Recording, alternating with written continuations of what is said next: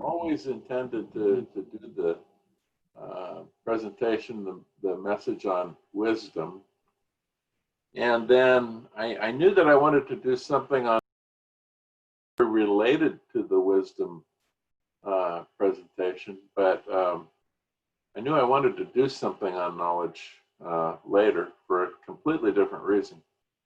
But when I realized it was going to be my week to speak here, I asked myself if I shouldn't take a look at understanding as well, because in the wisdom message, if you remember, we talked about wisdom, understanding, and knowledge. And so I started to look at understanding. Everywhere it appears in the Bible, and it appears a couple of hundred times. And looked at the root word in Hebrew and in Greek, and started just really digging into it. And I was really astonished at what I found.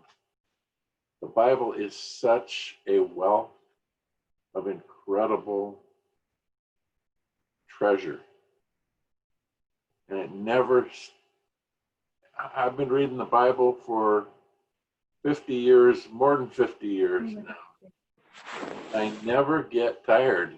I never stop learning. I never stop seeing new things. And it's just wonderful when God will open up a little window for you and show you something new. So I'm going to share on understanding tonight, and I hope it blesses you like it's blessed me. I'm going to share my screen here. And Jeff, if you will let me know if you can see it. I can see it. Now, if you are looking at people and you don't want to look at people, you can minimize the little picture. I think most picture of people have 4 people on their screen right now. You can go to the top of that, and just on the very left, there's a single line. If you click that, you'll just get a little box that tells you who's talking. That way you can read everything that's on the screen. So this section is called the key to understanding. And if you remember, the last time I shared, we talked about how most of the world looks at wisdom. And that is that they believe that they should start with knowledge, and that they should learn as much as they possibly can. And then as they learn and as they have experience, then they will gain understanding. And then by more experience and taking their bruises and feeling pain, eventually it will come into wisdom. But I ask the question, if that's the case, why isn't the world absolutely full of wise people? And I realized that this order, which I would call man's order, does not lead to wisdom. It leads at the very best to intuition on a single subject, like your occupation. You'll have, through your knowledge and your experience, you'll have intuition into your job or whatever, but it doesn't give you wisdom. And that wisdom is really a God thing. And so God's order begins with wisdom. He says, first, get wisdom, which seems like an odd thing to say. How do you start by getting wisdom? And of course, the Bible told us in the last message that you ask for it. And I'm going to take just a minute here in a moment to go a little bit deeper into wisdom before I move to understanding. But God's order is first get wisdom and get understanding, and then God will provide you with knowledge. And it's good knowledge. in man's order, the knowledge is often destructive. You know, we have wars, we have weapons, we have terrible things in this earth because of knowledge and what people know. But God's order does not bring destruction. It brings creation, it brings hope, it brings joy, it brings love. So what is wisdom? The Hebrew word for wisdom, and I did not share this last time, is chakma. And it also can be translated as skillful or wisely skillful. Or I could say skillful in discernment. So wisdom is really a skill. And that is really something that you have to think about. At least I did. I had to really sit down and think about, how is wisdom a skill? I hope I'll shed some light on that. Wisdom is the skill of discerning what is just or right.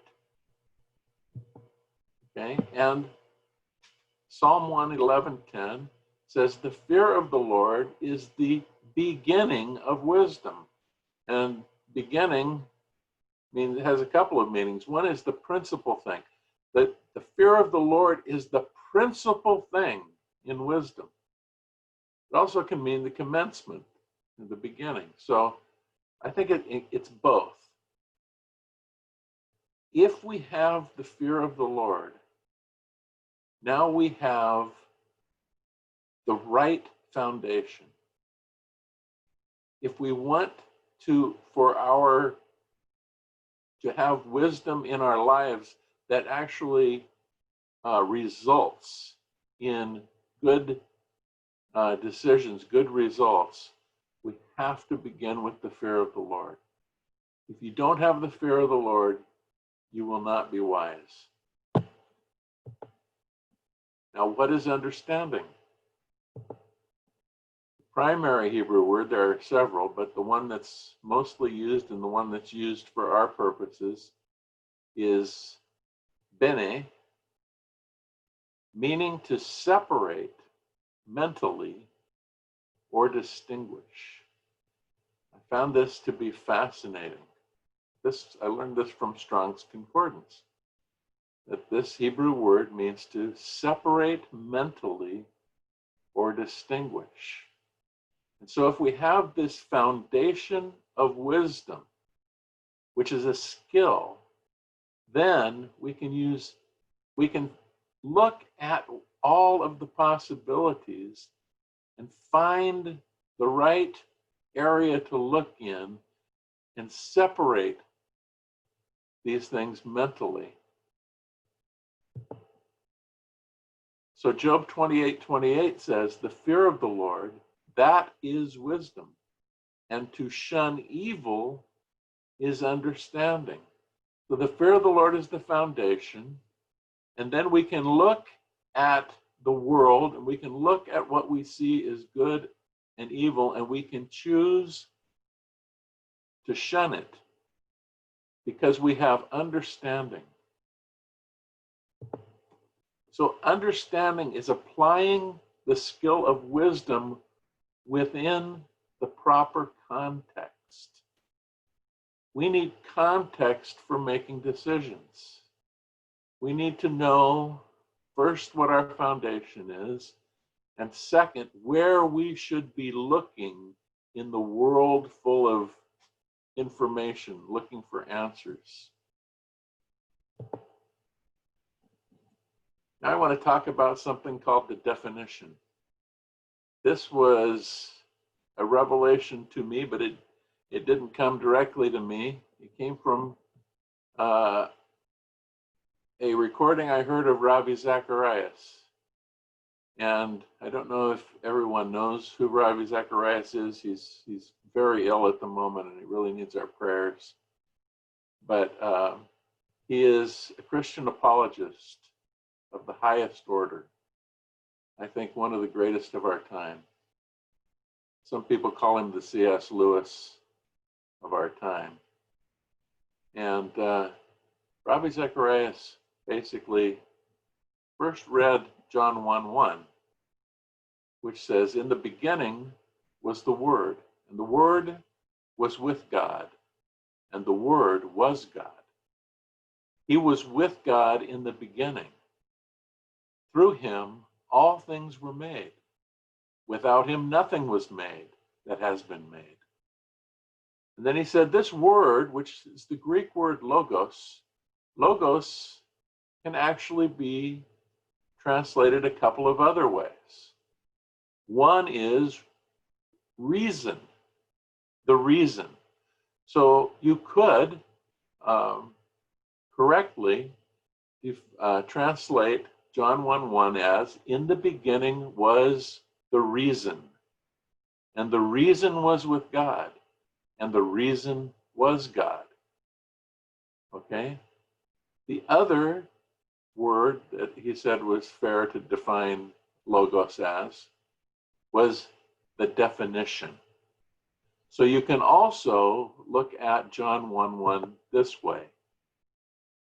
In the beginning was the definition, and the definition was with God, and the definition was God. He was with God in the beginning. Through him all things were made. Without him nothing was made that has been made. And it's, if you think about it, God has defined the entire universe. He's defined all the laws in the universe and everything in the universe. Just an example from Genesis where God said he called the light day and the darkness night. He defined it. So this is really a revelation, because we can look in the scriptures where, for places where God has defined things. And whenever you do that, you're going to notice something in the world. You're going to notice that the world wants to change the definition. Satan wants to change the definition of everything that God has defined. So I'll show you some examples. I call it redefinition. My question is, hath God said?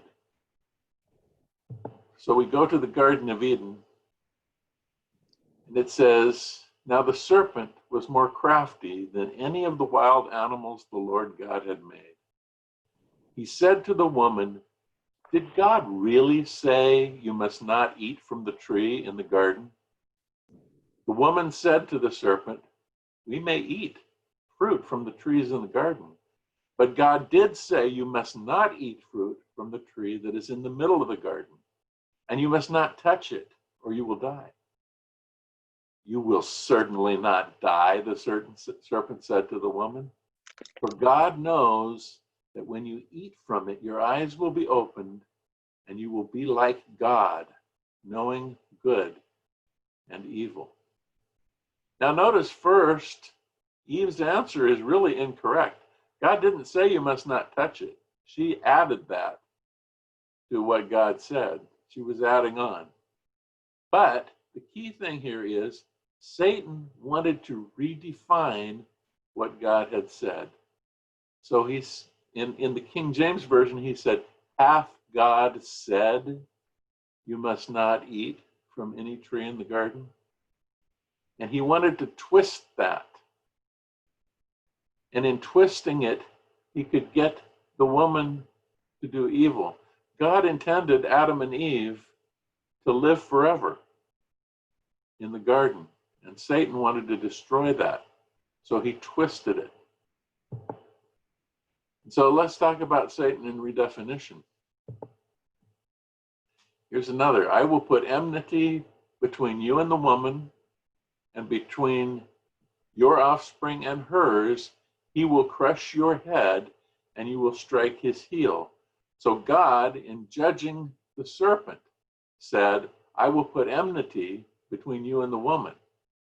The key thing here, though, is he said, "Her seed will crush your head, and you will strike his heel." Now, Satan knew at that point that in Eve's offspring would be his demise. So he had to do something. He had to redefine what God had said. How did he try to redefine it? Genesis 6, 4, and 5. The Nephilim were on the earth in those days, and also afterward, when the sons of God went into the daughters of humans and had children by them. They were the heroes of old, men of renown. The Lord saw how great the wickedness of the human race had become on the earth, and that every inclination of the thoughts of the human heart was only evil all the time. Now remember, Satan knew that it would be Eve's offspring that would be his destruction. So he wanted to corrupt Eve's offspring. And he started it by leading the sons of God into the daughters of women, humans, and having children by them. They were now no longer fully human. And since they were no longer fully human, they were not what God intended. It was a redefinition. And it got so bad, and the corruption of the bloodlines got so bad that the wickedness of the human race overran the earth, and that every inclination of the thoughts of the human heart was only evil all the time. That was not an accident. That was not just how mankind goes on his own. It was prompted and propelled along by Satan trying to redefine the bloodlines of men. Now, this is my opinion, by the way. You're welcome to yours as well, but I really believe this, that Satan was trying to redefine Eve's offspring so they could not be the ones who would crush his head. Satan and Leviathan. In Job, he talks a lot about Leviathan. Let me start in Isaiah. It says, in that day, the Lord will punish with his sword, his fierce, great, and powerful sword, Leviathan, the gliding serpent, Leviathan, the coiling serpent. He will slay the monster of the sea. Now, Leviathan, when it says the coiling serpent here, also means the twisting serpent. Leviathan twists, it grabs a hold of its prey and has many heads, and it begins to tear and twist and try to destroy. So if we go to Job, we get some really great more information here.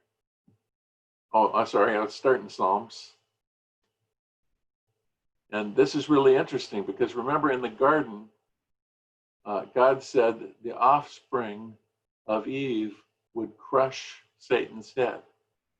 And in Psalms it says, it was you who crushed the heads of Leviathan and gave it as food to the creatures of the desert. It also says in Job that Leviathan is king over the proud.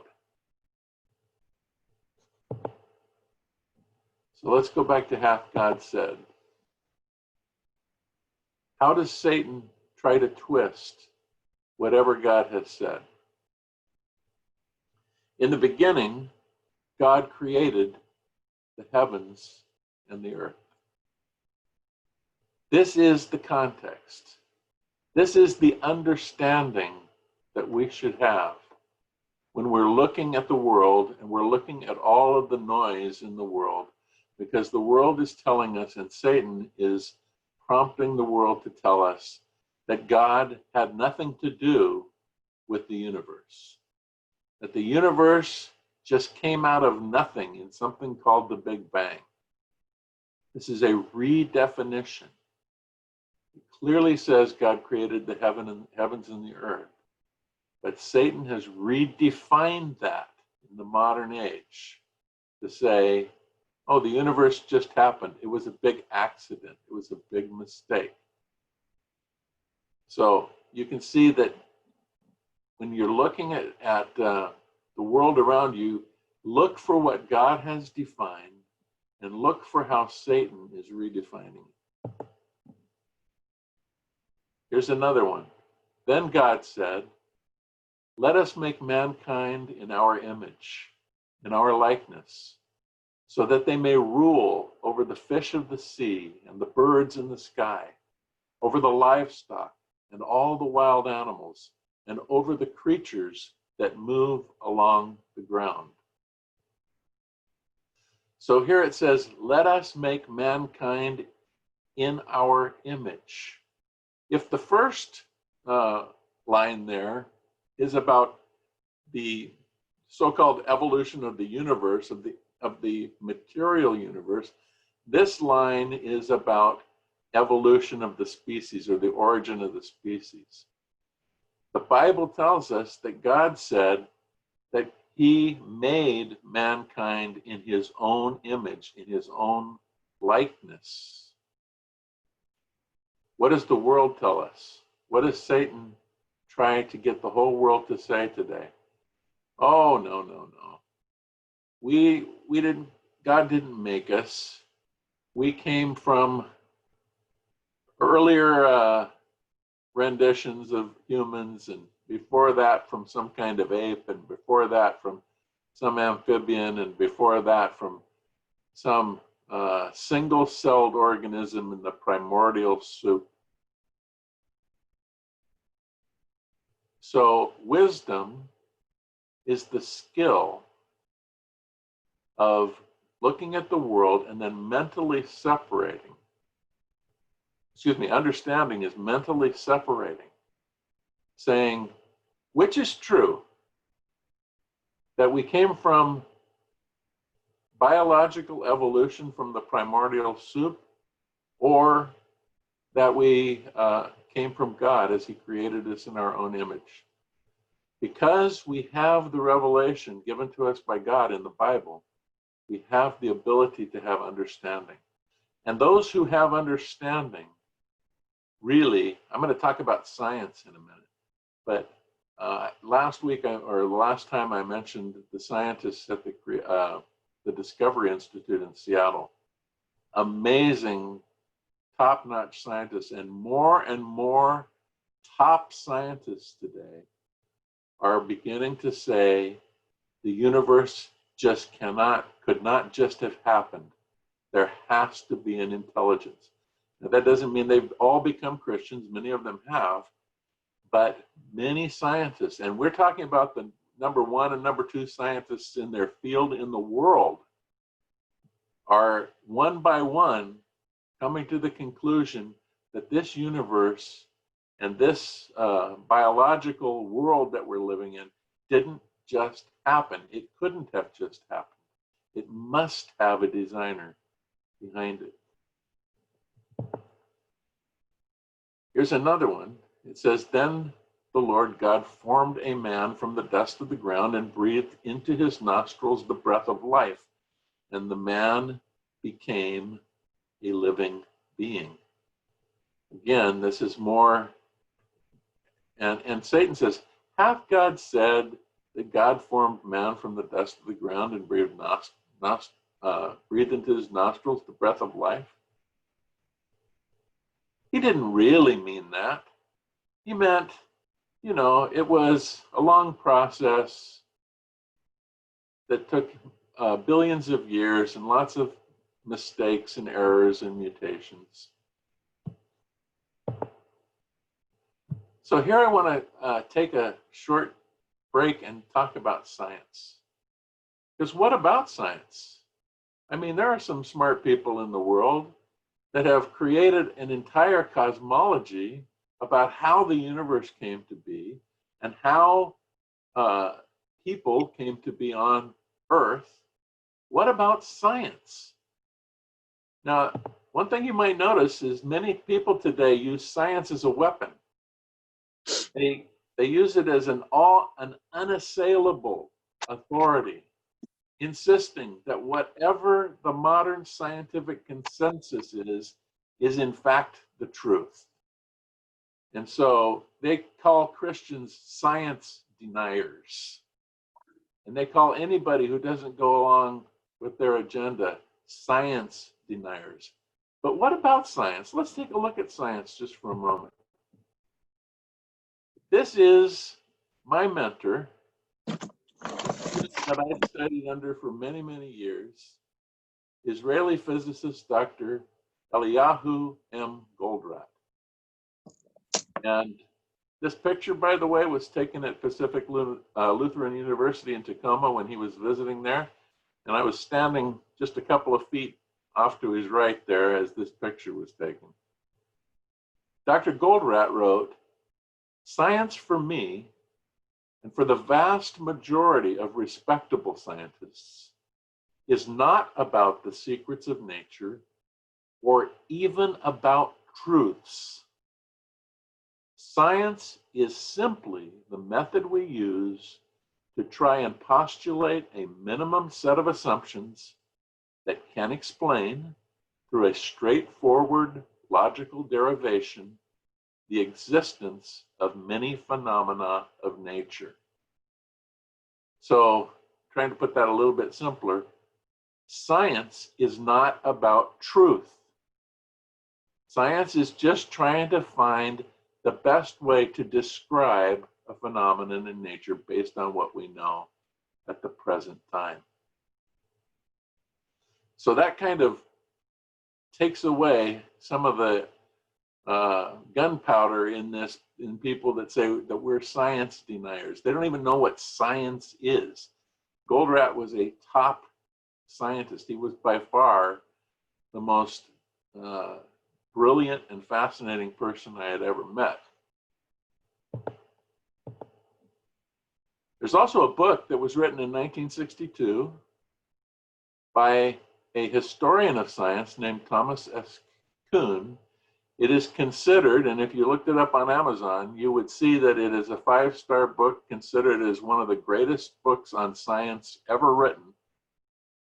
About 58 years ago now it was published. It's called The Structure of Scientific Revolutions. And he demolishes in that book the idea that science marches onward and upward each year, decade, or generation, learning more and possessing ever more correct scientific theories. In other words, the book, The Structure of Scientific Revolutions, argues that science does not progress year after year, but rather a scientific hypothesis is offered, it becomes accepted, then anomalies begin to show up to that scientific theory, and then a crisis happens in the theory where the theory begins to fall apart, and then there is a revolution where a completely new theory comes in. That's why scientists used to think that things just came out of the spontaneous generation out of the pond, would create mosquitoes or whatever. And similar things that were Aristotle and Ptolemy and so forth postulated a geocentric universe with the Earth in the middle, and everybody believed it. And if you disputed the idea that the Earth was in the center of the universe, you were a heretic and you were persecuted. Okay? From the introduction is this statement: the book ends with the disconcerting thought that progress in science is not a simple line leading to the truth. It is a series of revolutions, which tells you that the way science looks at the world today is probably also wrong and will be overthrown in the future. By the way, the more tenuous the hypothesis is, the more strong the persecution is for anyone who objects. If you look, for example, at climate science today, if you object to the idea that humans are causing global warming, they want your job, they want your career. It's just like the Inquisition from 500 years ago.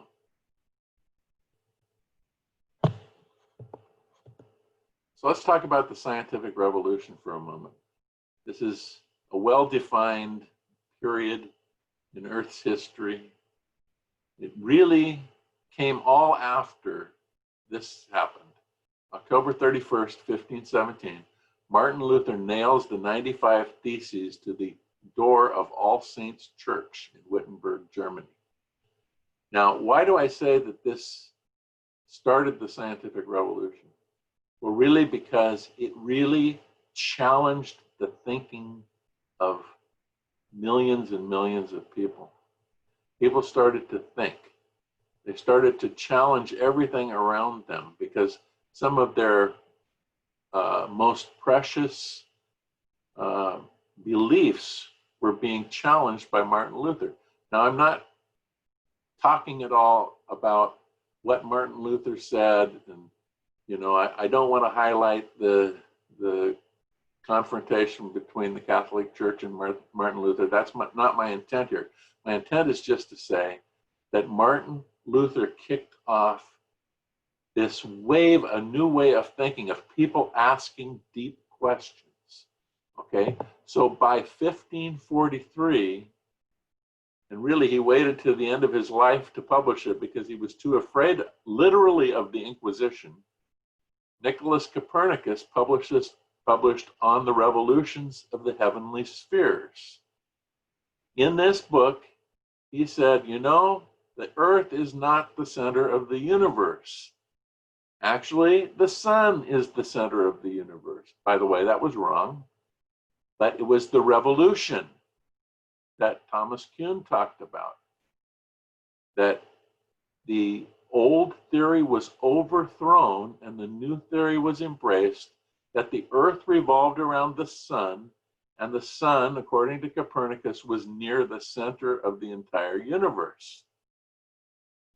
Now, the interesting thing about Nicholas Copernicus, and this is, by the way, the official beginning, according to most historians, this is the official beginning of the scientific revolution.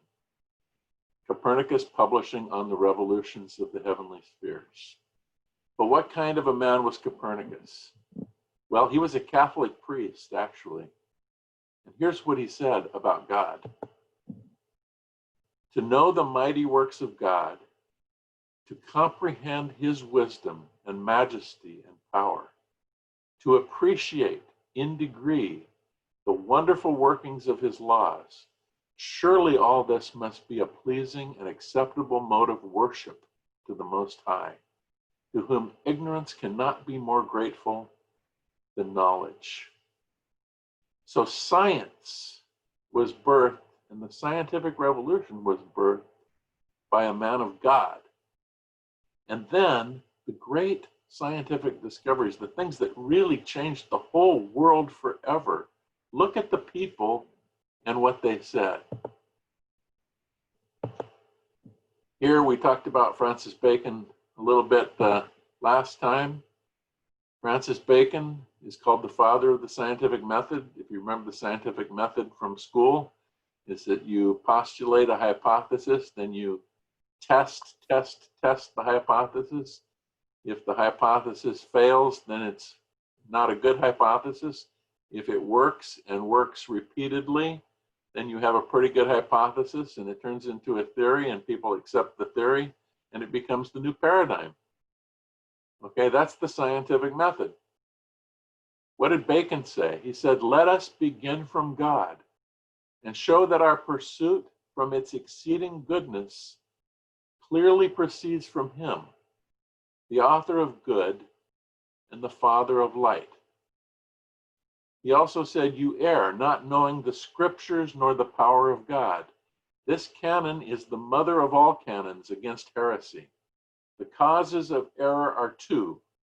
the ignorance of the will of God, and the ignorance or not sufficient consideration of God's power.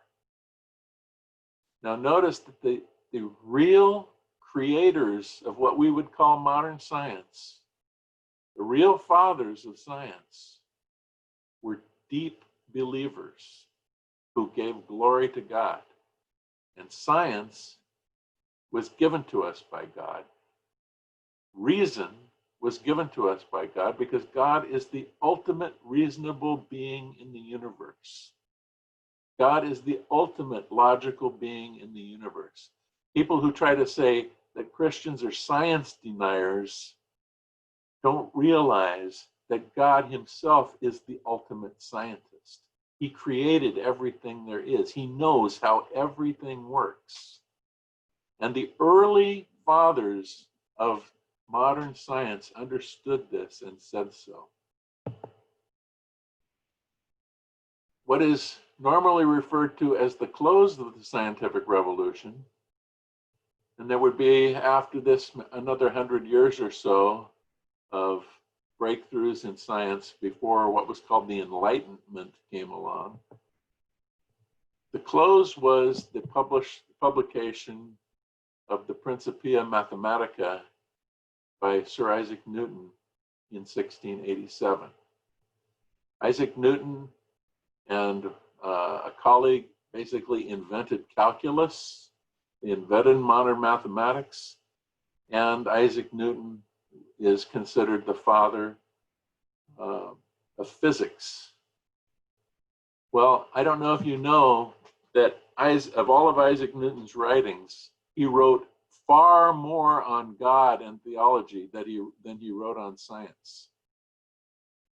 And here's what he said about science. And from true lordship, it follows that the true God is living, intelligent, and powerful. From the other perfections, that he is supreme or supremely perfect. He is eternal and infinite, omnipotent and omniscient. That is, he endures from eternity to eternity, and he is present from infinity to infinity. He rules all things, and he knows all things that happen or can happen.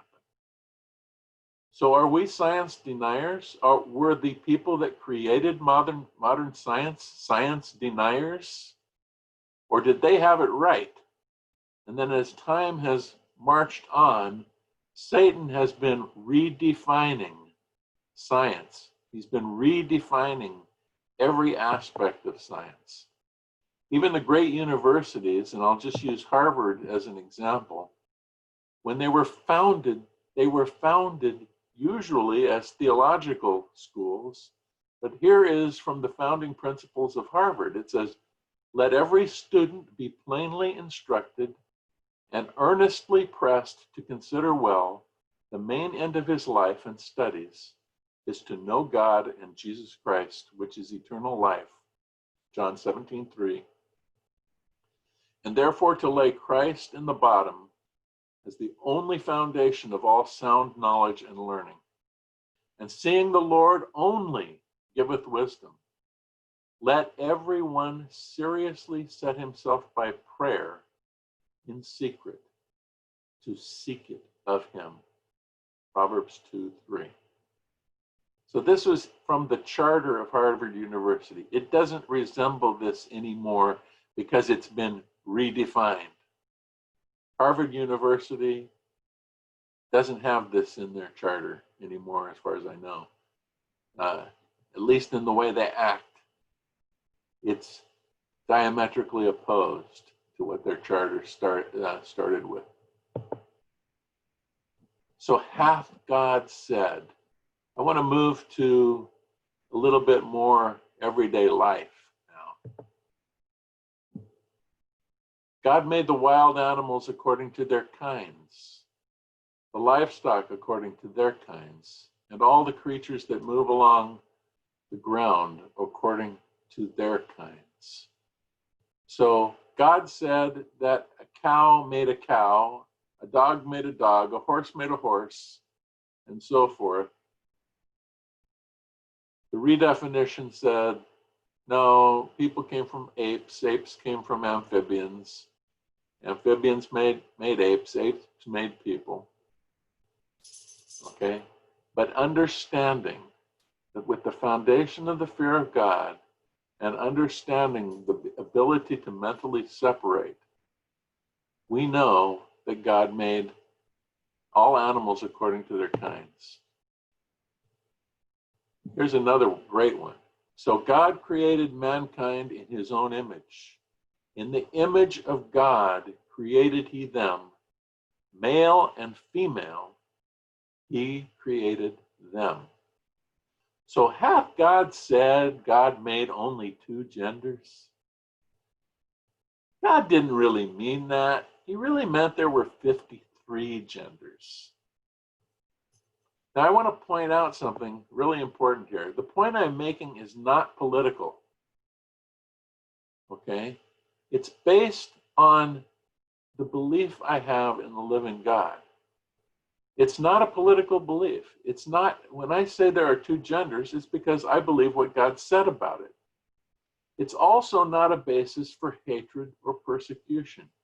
In other words, that people who don't believe that there are only two genders should not be hated or persecuted. We don't want anything bad to happen to transgender people. We don't want them to be persecuted against, but in fact, we love them. But the fact is, we have a different view of the subject of gender. We believe that God made male and female, two genders. Again, it doesn't mean we hate or want anything bad to happen to anybody who believes differently. And here, therefore, a man shall leave his father and mother and hold fast to his wife, and they shall become one flesh. This is an amazing verse because it's all about family. Look, a man shall leave his father and mother and hold fast to his wife. So this verse really tells us that a family is a father and a mother and children, and that marriage is a man leaving his father and mother and holding fast to his wife. And one man and one woman shall become one flesh. Again, this is not political, okay? This is, I believe what God said, and Satan says, did God really say that a man would hold fast to his wife? God didn't mean that. God meant a man could marry a man and a woman could marry a woman, and anything goes. Okay, again, we want to treat people with love all the time. This is not about politics, and it's not about hatred or persecution. It's about the truth that God has shown us. It is about the foundation of wisdom and the mental separation of understanding. Now let's look at Leviathan in our age. For Satan and his children, what God has said or done, everything that God has said or done must be changed. He twists what is good into something destructive and harmful. Behold, I have given you every plant yielding seed that is on the surface of the earth, and every tree which has fruit yielding seed, it shall be food for you. And after the flood, God also gave animals to men to eat. But look, God created food. He told us what food is, and he gave it, he defined food for us, basically, and gave it to us. Okay? But what does man do with food? He begins to try to change it. First, it isn't good enough that God has made plants spring from the earth. I have to help it. God didn't do a good enough job. I have to add fertilizer. Then when I harvest it, I need to put pesticides on it so insects don't get a hold of it. And then once it's harvested, I need to process it, and I need to add all kinds of chemicals and preservatives and so forth. This is just food for thought here, no pun intended. But think about it. God said, I have given you and defined every tree which has fruit yielding seed, every plant yielding seed, this shall be food for you. And we have redefined food until we have what is called the standard American diet, which is called shortened as SAD, because it's the saddest diet in the world. Here's another one. His divine power has granted to us all things that pertain to life and godliness. Now, when I think about the herbs that God has given us, you know, many foods and herbs have medicinal properties to them. And I believe, this is my opinion, that God has given us everything that we need that pertains to life. So if we have a malady, God has created through a food or an herb something for that malady. But man and Satan wants to change that. First, they want to take whatever is found from nature, for example, the bark of the white birch tree, they took that and they synthesized it and they patented it and they gave it to us and it became aspirin. Okay, and all drugs, or at least most drugs, are this way.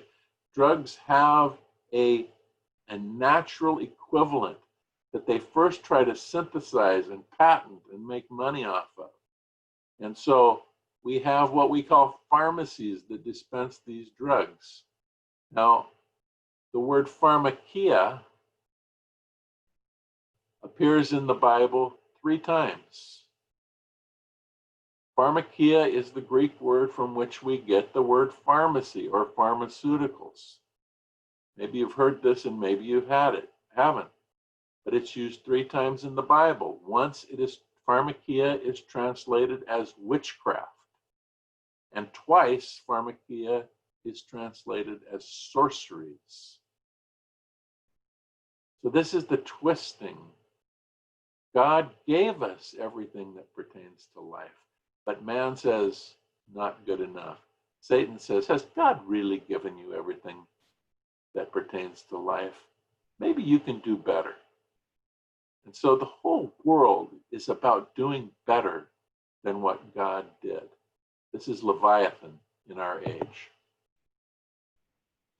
You shall do no wrong in judgment, in measures or of length or weight or quantity.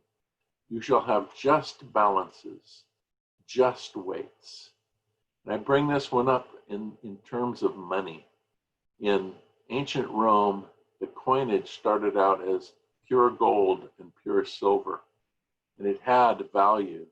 But as time went on and the Roman Empire expanded and they had more wars to finance, they began to debase the currency by adding other base metals into the gold and silver. They began to redefine the money or the just balances. And so we've done that today to the point where our dollar has no value whatsoever. It's a piece of paper, nothing backing it, made out of thin air, and it is unsustainable. It's going to end in destruction because we have redefined just balances that God has defined. So I would like everybody here to think about, as you look around you, as you look around the world, what has God defined and what is man and or Satan trying to redefine? And if you come up with something, I would honestly, I'm really honest about this. I would like you to send it to me because I want to put this into a book. So look around you. What has God defined and what is Satan trying to redefine? Okay? But even that Even in the church, redefinition is attempted. Hath God said, in the same way, count yourselves dead to sin, but alive to God in Christ Jesus? You know, have you ever heard the saying, oh, we're just sinners saved by grace? Where's that verse in the Bible? It doesn't exist. It says we are to count ourselves dead to sin. One who is dead to sin is not a sinner. We are saved by grace. That's absolutely true. But we're not sinners. We have been redeemed. We've been bought with a price. We are a royal priesthood, a holy nation. We are called, in the Bible, we're called saints, not sinners. Hath God said, count yourself dead to sin? What he really meant was, you're just a sinner saved by grace. Therefore, I tell you, do not worry about your life, what you will eat or drink, or about your body, what you will wear. Matthew 6:25. Hath God said, don't worry about the future? Don't worry where your food's going to come from? Don't worry where your clothing's going to come from? Ooh, this is a tough one. It's a tough one for me. I'm not saying these things are easy for even me. I mean, I will often tell my wife, Robin, I'll say, Robin, I know I'm supposed to trust God, but I just have this anxiety. And I know that God has told us, don't worry about your life. But Satan wants to twist it. He wants to say, hath God said, don't worry about your life? Well, you have a lot of problems, buddy. You have a lot of bills coming up. You have a lot, you could lose your job. This virus is going on. It could be terrible for you financially. You could lose your house. Hath God said, don't worry about your life? I think he did say that. And I tell you, you are Peter, and on this rock I will build my church, and the gates of hell shall not prevail against it. So Jesus had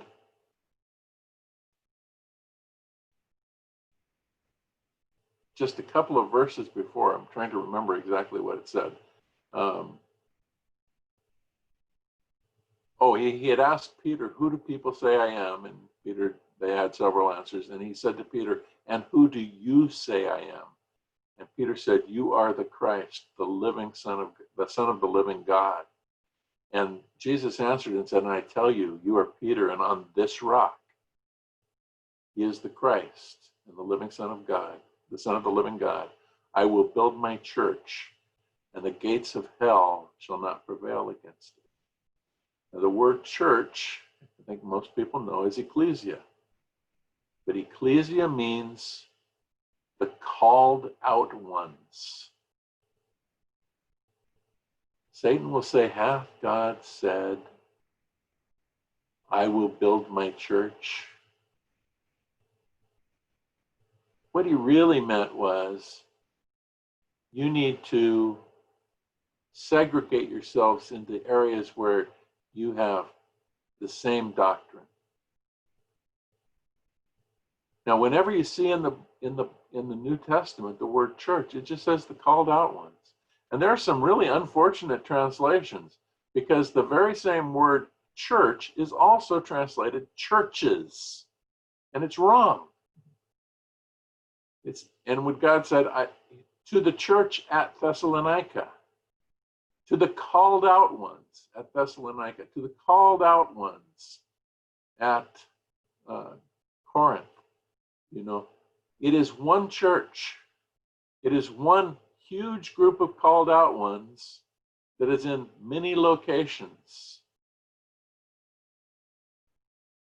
Satan wants to twist that and make us think that we have many churches, and that these churches are somehow, at least to some degree at enmity with one another. So Strong's Concordance, Greek number 1577, it's a compound of ek and a derivative of kaleo, meaning a calling out. So what is it not? It's not a building. A church is not a building. A church is also not an organization with a board or a hierarchical structure. We often say, I'm going to go, or what church do you go to? It's a false question. I am part of the church. I am the church. I don't go to a church. I go to a local gathering of called out people. And I don't have, what does the church say about this? Wait a minute, the church is me. It's not whatever, statement has come out of the church. The church is the called out ones. Paul says, one of you says, I follow Paul. Another, I follow Apollos. Another, I follow Cephas. Still another, I follow Christ. Is Christ divided? Was Paul crucified for you? I'll say this another way. One of you says, I'm a Methodist. Another one says, I'm a Lutheran. Another one says, I'm a Pentecostal. Is Christ divided? Was Paul crucified for you? The glory which you have given me, I have given them, that they may be one, just as we are one, I in them and you in me, that they may be perfected in unity, so that the world may know that you sent me and loved them, even as you have loved me. Do we let Satan challenge this statement? Hath God said that it is the intention of God that we be perfected in unity? Not, I am a Lutheran, I am a Wesleyan, I am a Pentecostal, but that we be perfected in unity. Why? So that the world may know that God sent Jesus and loved them. How are we doing on that? With our 32,800 denominations, Christian denominations, how are we doing on being perfected in unity so that the world may know that God sent Jesus? Just a question. How are we doing on that? If you confess with your mouth that Jesus is Lord and believe in your heart that God has raised him from the dead, you will be saved. Hath God really said this? Doesn't he mean if you believe with your mouth, if you confess with your mouth and believe with your heart, and if you tithe, and if you make sure you pray and read the Bible every day, and if you volunteer at the church, and if you do good works, you shall be saved. Now, all of those things I said are good things. But that's not what God said. God said, if you confess with your mouth that Jesus is Lord and believe in your heart that God raised him from the dead, you will be saved. And notice there's a period on the end of this sentence. Period. The other things are good things, but they're not salvation. And they don't make the difference of whether you're in the church or out of the church. We are the church. And different doctrines, different beliefs, as long as we confess with our mouth as Jesus is Lord and believe in our heart that God has raised him from the dead, they are our brethren. I'm going to wrap up here. The skill of wisdom. The fear of the Lord is the beginning of wisdom. But the wisdom from above is first pure, then peaceable, gentle, open to reason, full of mercy and good fruits, impartial and sincere. These are signs of wisdom begins with the fear of the Lord and manifests itself in believers as first pure, then peaceable, gentle, open to reason, full of mercy and good fruits, impartial,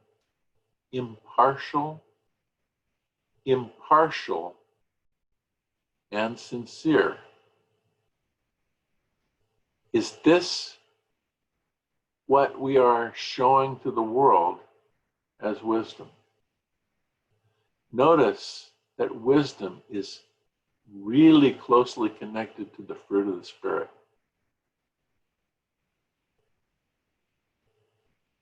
So the skill of wisdom begins with the fear of the Lord and manifests itself in these aspects of our life as we live our lives before men. The fruit of understanding, of being able to mentally separate. Counsel in the heart of man is like deep water, but a man of understanding will draw it out. I take this to mean that, if you are asked to give advice to someone, you can look inside and it's deep water. There are lots of things to consider. But if you have understanding, you will be able to draw out the right things and speak and utilize the skill of wisdom. And this is what understanding, the ability to mentally separate, does for us.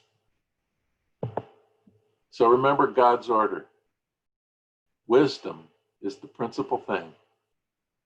Therefore, get wisdom. And in all your getting, get understanding. This is Proverbs 4:7. It comes first. Wisdom is the principal thing, the first thing. This is Proverbs 4, verse 7 that says this. The next verse, wisdom rests in the heart of him who has understanding. It's the foundation. It rests in the heart of him who has understanding. And finally, the heart of him who has understanding seeks knowledge. Can you see that same progression here? Wisdom is the first thing. Wisdom rests in the heart of him who can mentally separate. And the heart of him who can mentally separate seeks knowledge. So I want to close with God's order from the verse that started it all off for me. By wisdom, a house is built, and through understanding, it is established. Through knowledge, its rooms are filled with rare and beautiful treasures. The next time I speak, I want to speak about the treasures of knowledge. What does this verse mean when it talks about furnishing the rooms of the house with rare and beautiful treasures? It's also going to be a challenging message. But so that's what I had for tonight. Jeff, I will turn it back over to you and we can have some discussion. I gave you a lot of my own opinion tonight. I don't believe I have to be right. This is one of the key things about if you understand science, science says you can be wrong, and as soon as you're proven wrong, you have to throw out your theory and start over again. Okay? So I don't believe I have to be right, but I do believe, Albert Einstein once said, I don't know that I'm right. Sometimes I believe I'm right, but I don't know that I'm right. And so I'd like to embrace that thought as well. I don't know that I'm right. I might believe I'm right, but I don't know it. So, Jeff, why don't you take it away?